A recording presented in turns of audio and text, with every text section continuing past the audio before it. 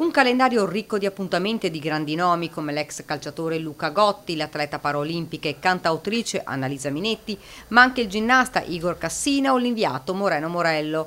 Questi alcuni degli ospiti della prima edizione del Festival Sport e Cultura promosso dal Comune di Montebelluna in collaborazione con l'associazione Il Mosaico, un centro da vivere. Lo sport è cultura, non è solo pratica atletica, esprime tutta una serie di simbologie e per questo il festival sarà sviluppato in chiave interdisciplinare e quindi dalle diverse prospettive del giornalismo, dell'alimentazione, della medicina, della psicologia, della filosofia, della comunicazione e quindi della prassi giornalistica. Saranno 5 giorni dal 4 all'8 settembre, un grande evento che vuole diventare la prima manifestazione nazionale di diffusione della cultura dello sport. L'obiettivo di questa iniziativa è far vedere che lo sport è una carta che si può giocare sempre in tantissime situazioni, perché lo sport incrocia le strade del sociale, dell'istruzione, della salute.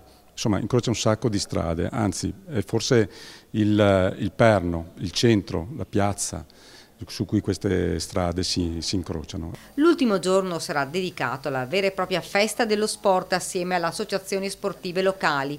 Alle 10 la sfilata, poi al via le esibizioni e per i piccini attrazioni, animazione e giochi. È l'occasione per la cittadinanza di confrontarsi con relatori di altissimo livello, di alto spessore culturale, ma soprattutto con testimonial sportivi importanti, non quelli che magari osaniamo il sabato e la domenica sui campi di calcio, ma persone che hanno fatto dello sport una missione e continuano anche magari dopo aver chiuso la loro parentesi sportiva a portare i valori dello sport in giro per il paese.